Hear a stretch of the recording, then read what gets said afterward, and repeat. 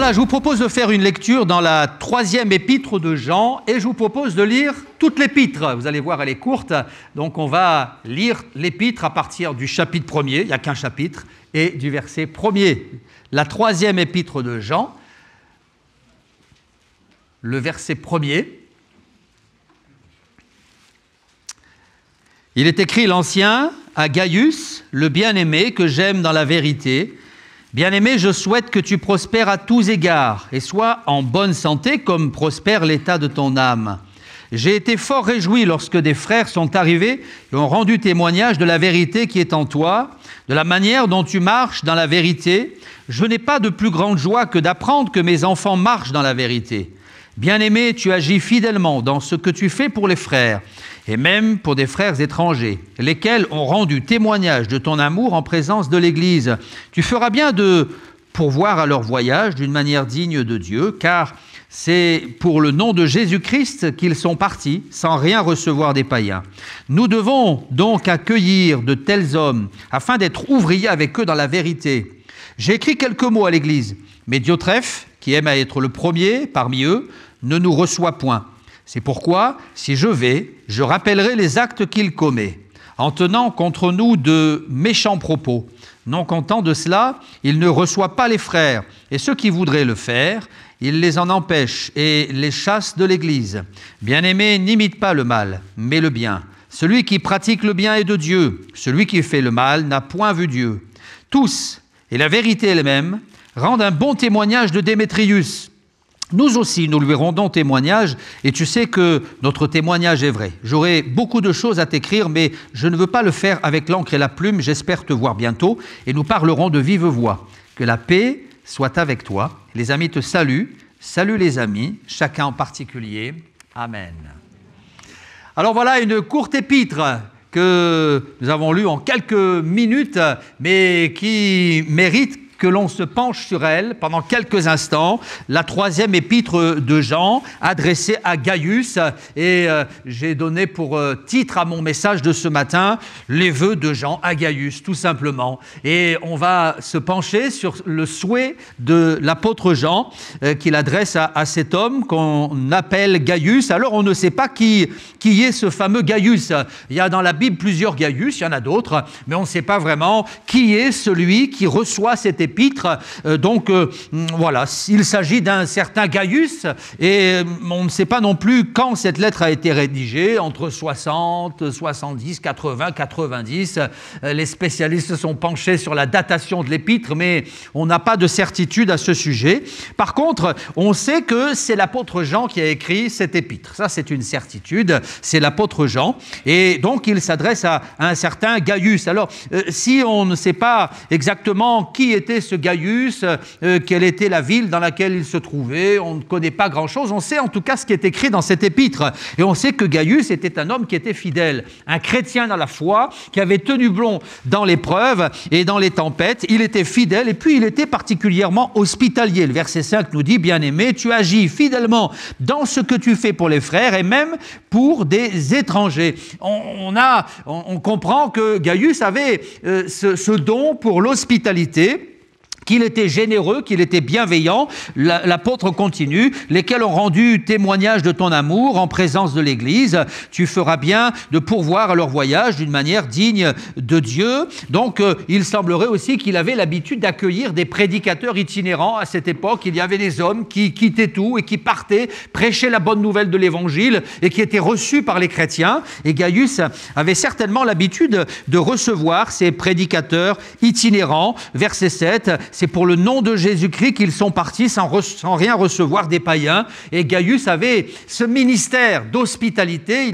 Il avait pris l'habitude de recevoir des prédicateurs, des hommes de Dieu qui étaient là de passage. Alors il y a Gaius, puis il y a aussi Diotrephe. On va s'arrêter un moment sur Diotrephe, même si ce n'est pas l'objet de la prédication, mais Diotrephe est cité dans ce passage. Diotrephe, qui était-il? Bien, Diotrephe, ce que l'on sait, c'est qu'il avait un problème.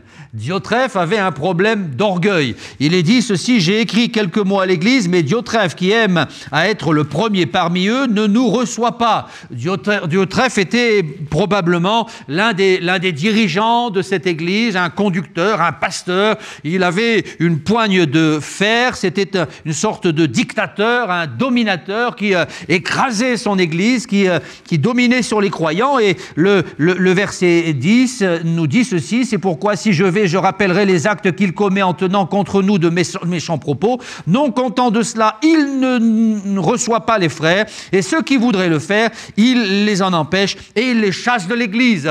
Et si nous pouvons louer l'attitude de Gaius, nous pouvons désapprouver l'attitude de Diotrephe. Cet homme qui, comme je le disais, avait un tempérament dominant et qui agissait comme un dictateur, et il n'était pas digne d'être inscrit dans la liste des serviteurs de Dieu de l'époque. Et je refermerai la parenthèse pour revenir maintenant sur Gaius et pour m'arrêter sur les vœux de Jean à Gaius. Que souhaitait Jean pour cet homme de Dieu qui était Gaius? Eh bien, Jean dira: je souhaite que tu prospères à tous égards et que tu sois en bonne santé. Que tu sois en bonne santé, Gaius. Ça, c'est mon souhait.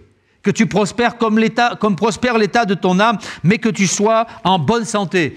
Alors, ce matin, je voudrais vous dire que je souhaite que vous soyez en bonne santé. Je vous souhaite la bonne santé pour 2025.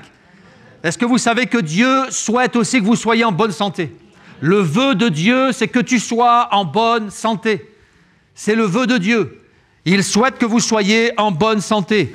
On va lire d'autres passages au sujet de ce souhait de Dieu. Dans le psaume 103, il est écrit, et il va s'afficher maintenant, le psaume 103 au verset 1er: « Mon âme bénit l'Éternel, que tout ce qui est en moi bénisse son saint nom. Mon âme bénit l'Éternel et n'oublie aucun de ses bienfaits. C'est lui qui pardonne toutes tes iniquités, qui guérit toutes tes maladies. C'est lui qui délivre ta vie de la fosse, qui te couronne de bonté et de miséricorde. C'est lui qui rassasie de bien ta vieillesse et qui te fait rajeunir comme l'aigle. » Je souhaite que Dieu te fasse rajeunir. Je souhaite que Dieu te délivre. Je souhaite que Dieu te pardonne et je souhaite que Dieu te guérisse. Est-ce que ce n'est pas formidable? C'est lui qui pardonne, dit le texte, toutes tes iniquités, c'est lui qui guérit toutes tes maladies. Et ça, c'est le souhait de Dieu.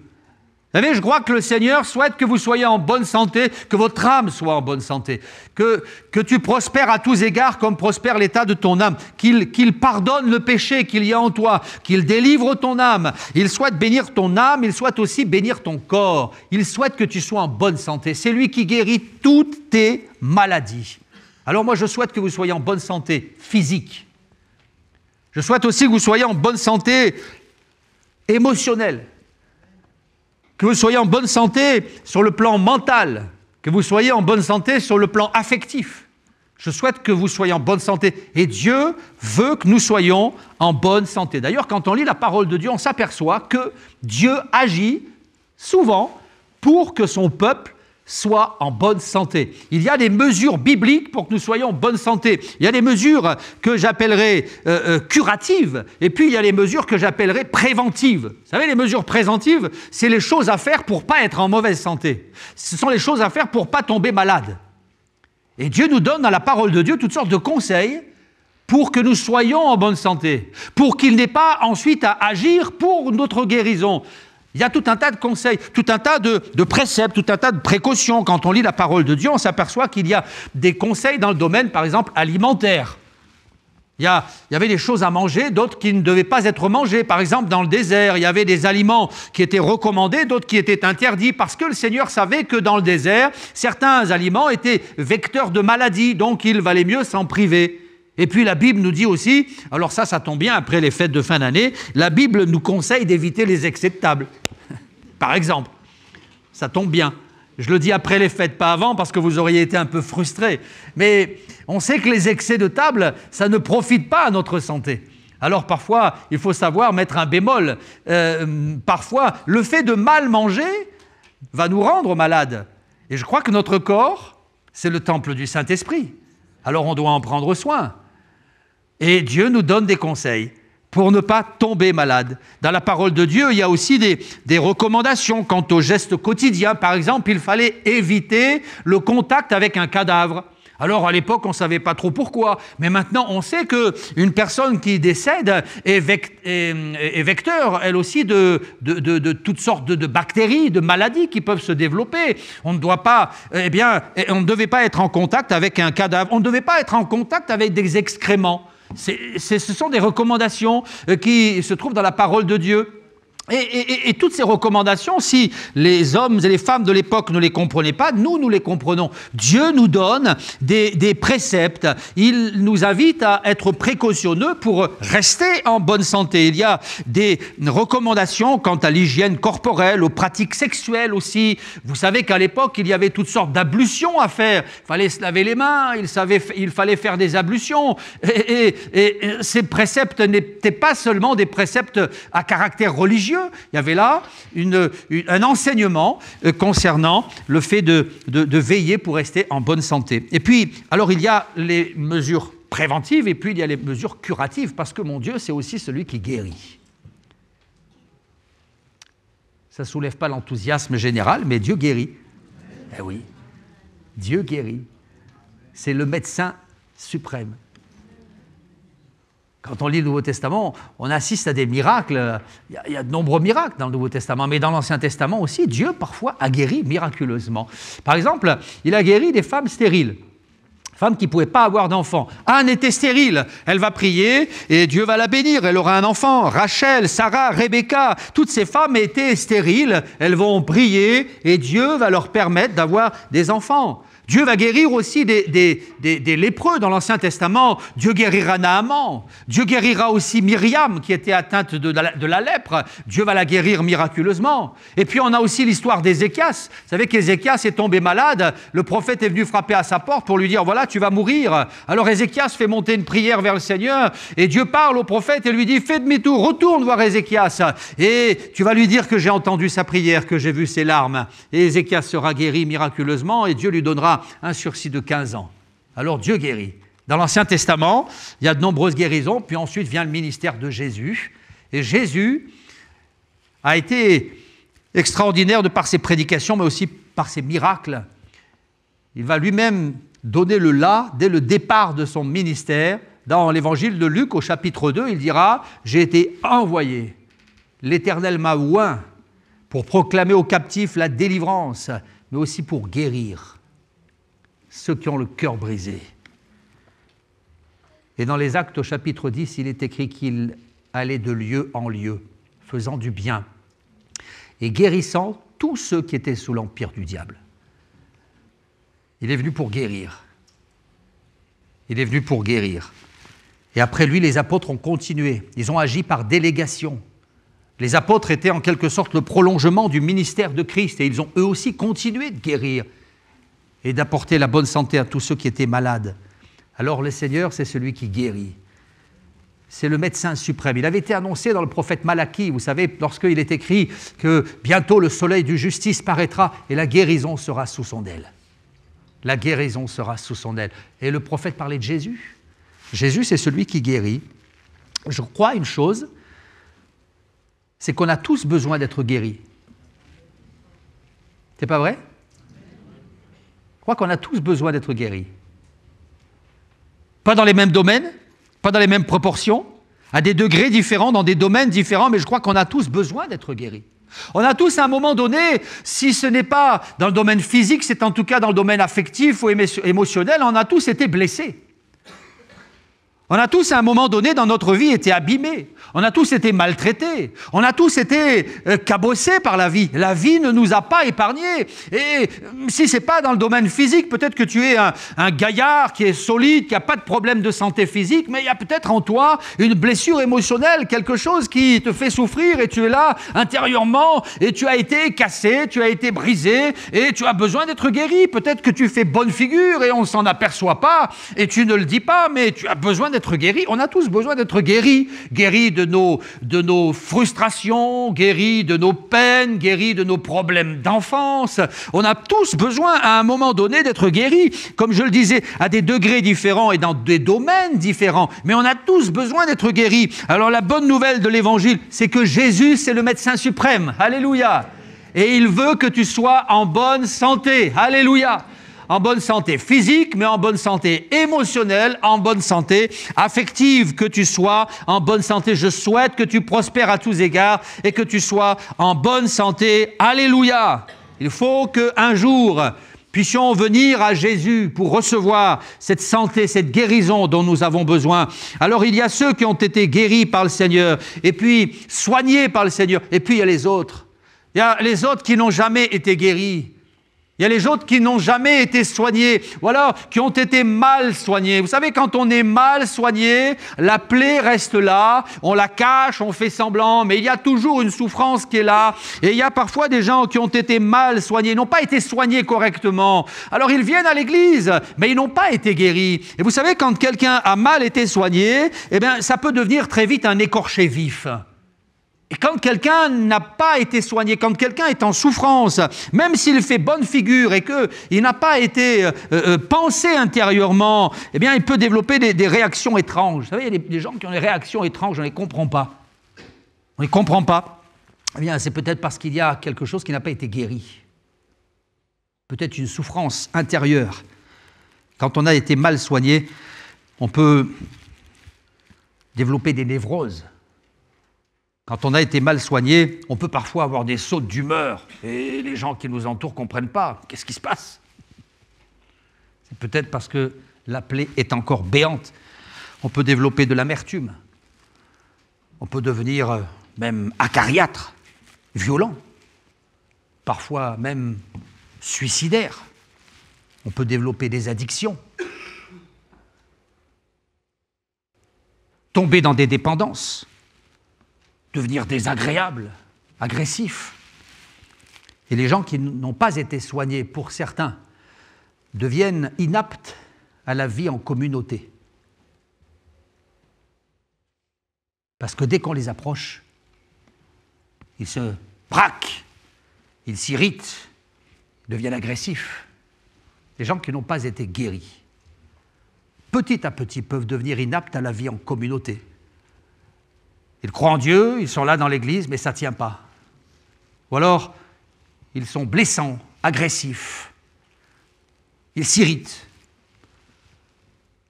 Inaptes à la vie en communauté, inaptes aussi à la vie en couple.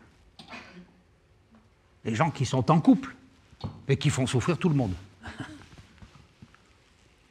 Les gens qui sont en couple, mais c'est l'épouse qui trinque, c'est les gamins qui trinquent, parce que monsieur n'a pas été guéri. Ou c'est l'époux qui trinque, parce que madame est en souffrance.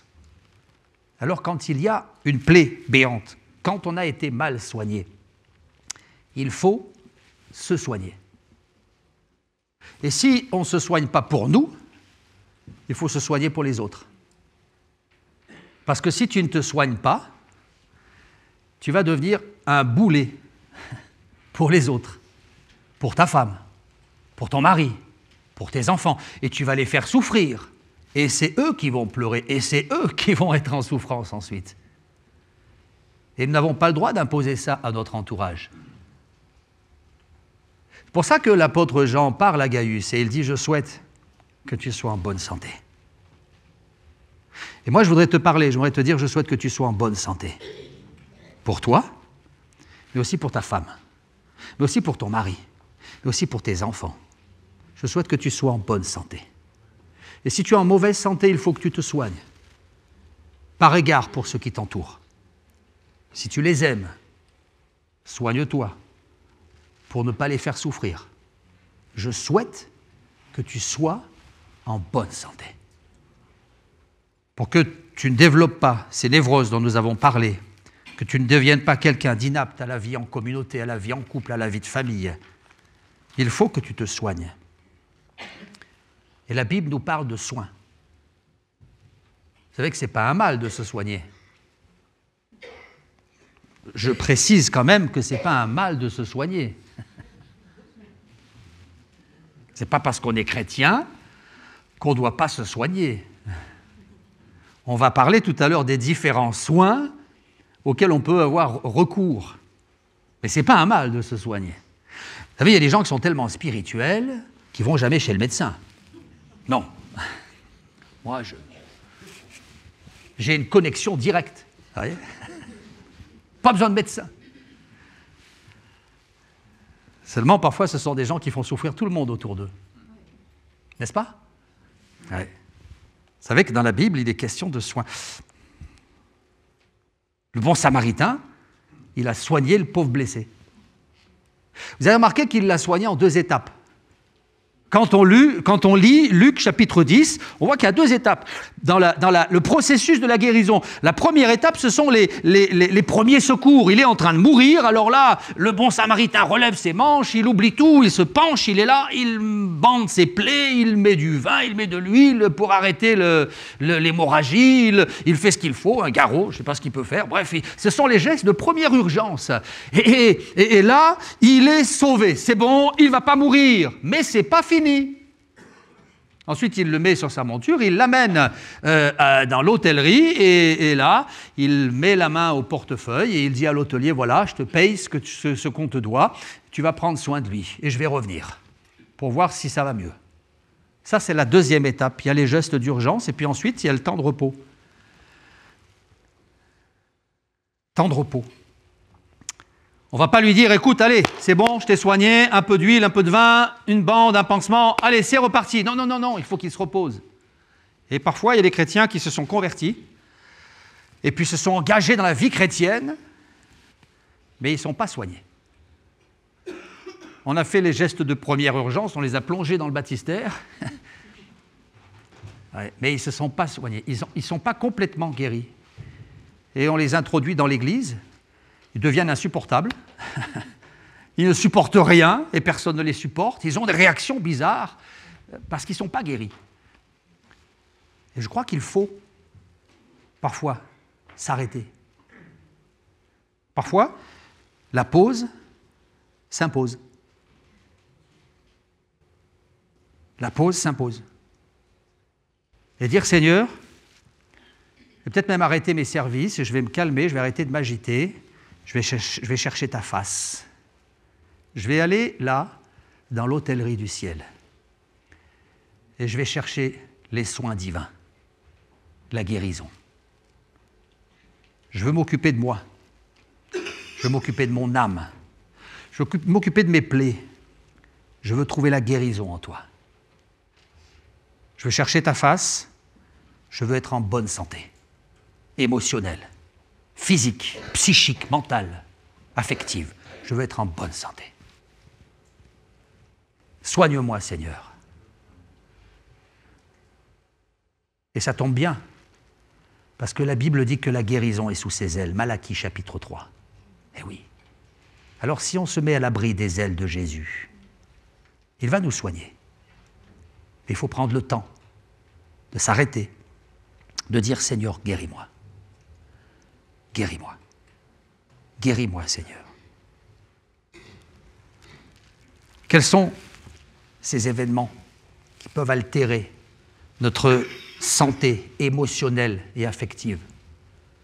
Il y a tout un tas de choses. La trahison, le rejet, le divorce, l'abandon, la privation, la frustration, les déceptions, les abus.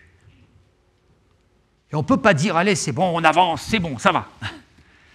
Parfois, il faut s'arrêter, aller sous l'aile du Seigneur et prendre la victoire et laisser au Seigneur Jésus le temps de nous guérir. Alors bien entendu, à ceux qui regardent leurs plaies toute leur vie, qui regardent leurs plaies toute leur vie, je crois qu'il y a un moment où il faut prendre la victoire et dire maintenant, on va de l'avant. C'est vrai. Mais il y a aussi un moment où il faut s'arrêter pour dire, Seigneur, j'ai besoin de ta guérison.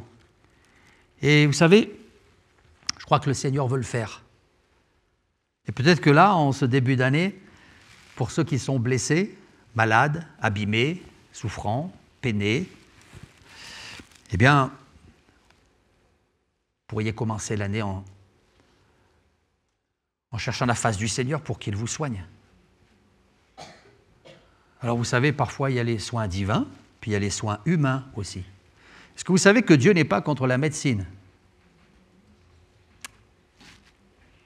Eh oui, Dieu n'est pas contre la médecine. À l'époque, on allait voir le sacrificateur. C'était le médecin, celui qui donnait des conseils, des préconisations. Aujourd'hui, Dieu a donné de la sagesse à des hommes. Et je remercie le Seigneur pour la médecine. S'il n'y avait pas de médecin, eh bien, on s'adresserait au Seigneur. Mais il y a des médecins qui parfois s'occupent de notre santé physique, des médecins aussi qui sont là pour notre santé mentale. Et je bénis le Seigneur pour les médecins. Et je crois qu'on ne doit rien négliger. Si vous êtes malade, je vous invite à chercher la face du Seigneur parce que la guérison est sous ses ailes. Alléluia. Mais je vous invite aussi à prendre rendez-vous chez le médecin.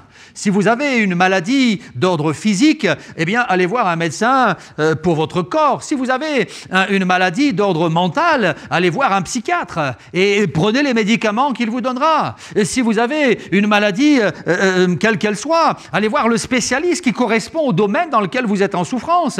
Et puis, en parallèle, allez voir le grand spécialiste, lui du ciel. Ne négligez rien pour être en bonne santé.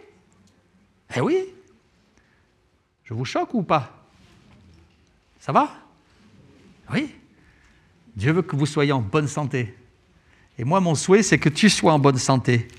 Alors, on va revenir aux méthodes bibliques, aux remèdes bibliques, ceux qui sont dans la parole de Dieu et qui nous invitent à les utiliser pour être guéris. Il y a un premier texte que j'aimerais afficher, c'est le Proverbe 12 au verset 18. Marion va l'afficher. Proverbe 12, verset 18. Je vais le retrouver rapidement. Proverbe 12, verset 18. Je lis ceci. Tel qui parle légèrement blesse comme un glaive, mais la langue des sages apporte la guérison. La parole, elle peut blesser, et puis la parole, elle peut guérir. Et moi, je connais une parole qui peut guérir, c'est la parole de Dieu. C'est la parole de Dieu. Et oui, la parole de Dieu, elle possède des vertus miraculeuses, curatives. Plonge-toi dans les Écritures. Écoute la voix du Seigneur. Et il y a une parole qui va te faire du bien. Vous savez, il est écrit, il envoya sa parole et il les guérit. Il les guérit. La parole de Dieu, elle possède un pouvoir miraculeux pour guérir. Il y a un deuxième remède aussi, c'est la croix. C'est la croix. Dans Ésaïe 53, il est écrit, c'est par ces meurtrissures que nous sommes guéris. Je sais, je prêche, je proclame, j'annonce et je crois et je dis qu'à la croix, Jésus a guéri nos maladies.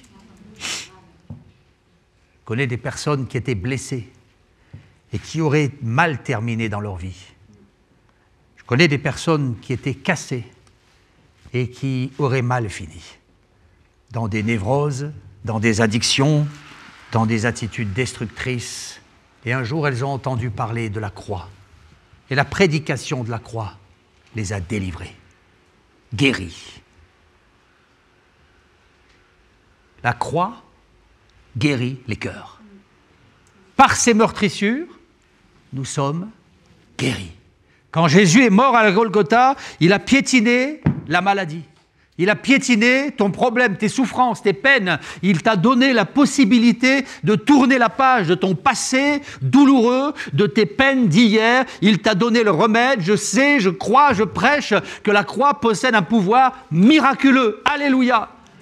J'avais 13 ans et demi quand j'ai entendu la prédication de la croix pour la première fois, vous le savez pour beaucoup. Mais ce jour-là, dans une colonie au sommet des montagnes du Kéras, un prédicateur a ouvert la Bible et il a prêché le message de l'Évangile centré sur la croix. Il a prêché sur ce texte, si quelqu'un veut venir après moi, qu'il se charge de sa croix, qu'il renonce à lui-même et qu'il me suive. Et il a prêché la croix, il a parlé de la croix, il a dressé la croix, il a mis en avant le message de la croix, les les souffrances de Jésus, l'agonie du Christ, l'expiation accomplie à la croix, le pouvoir miraculeux de la croix. Et mon cœur a été touché par ce message de la croix. Et le Seigneur a planté dans mon cœur le message de la croix et il a guéri mon cœur. Alléluia.